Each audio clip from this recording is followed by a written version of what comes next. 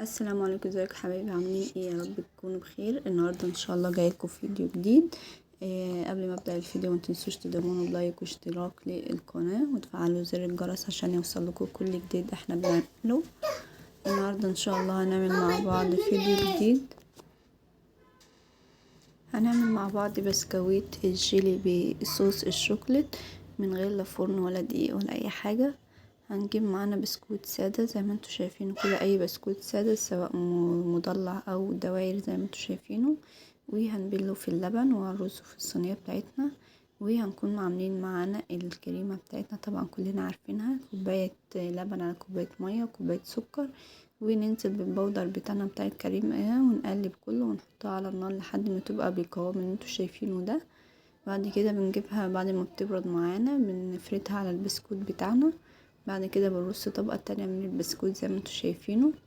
هنروح مع بعض نعمل صوص الشوكولات، كوباية ونص من اللبن ونص كوباية من الكاكاو او 4 معالق ومعلقتين نشا ونص كوباية من السكر، ونقلب كله على بعض ونرفعهم على النار ونقلب كله لحد المكونات بتاعتنا كلها ما تختلط زي ما انتوا شايفينها كده. بعد كده بنبدأ نضيف نص جرام من الزبدة او معلقتين من الزبدة او زيت لو حابة، ولو عندك شوكولاتة من تحت المطبخ بتضيفي عليها حتة كده زي ما انتوا شايفينه، ونقلب كله مع بعضه لحد ما كله يسيح وتبقى بالقوام اللي انتوا شايفينه ده. وفي الاخر بنحصل على النتيجة ديت تبقى زي الشوكولات بالظبط. نسيبها كده لحد ما تبرد معانا، نفضل نقلبها لحد ما تبرد، ولو فيها حاجة مكلكعة او حاجة بتسيح بنفردها.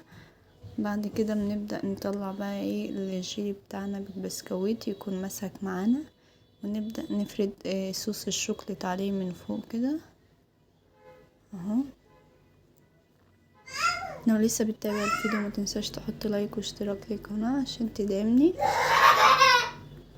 بعد ما بنفرد الشوكولات بتاعنا على الكريمة زي ما انتوا شايفين كده، بنبدأ نحطها بقى في التلاجة حوالي نص ساعة او ساعة لحد ما بتسقع وتمسك معانا وتبقى متماسكة كلها.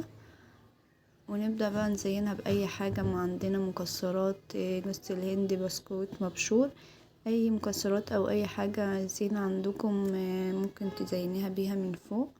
انا هنا هزينها ببشر سوداني مبشور كده اهو. بعد كده بحطها في التلاجة بتاعت مدة ساعة او نص ساعة على حسب، وبعد كده بطلعها اقطعها بالسكينة واقدمها للضيوف. تبقى حلوة سهلة ولذيذة جدا ومش بتاخد منك اي مجهود، ومكونات سهلة كلها موجودة في كل بيت. هنا كنت طلعتها وقطعتها بالسكينة، هبدأ اطلعها معاكم واوريها لكم. الله، شايفين بقت ماسكة في بعضها ازاي؟ طبقة شوكولاتة وكريمة والبسكويت بتاعنا شايفين ماسكة في نفسها ازاي، مش سايبة بكل سهولة. ومن الجناب اهي ده شكلها من الجناب. يا رب الفيديو يكون عجبكم، ما تنسوش تدعموني باشتراك ولايك للقناة وفعلوا زر الجرس عشان يوصلكوا كل جديد احنا بنعمله.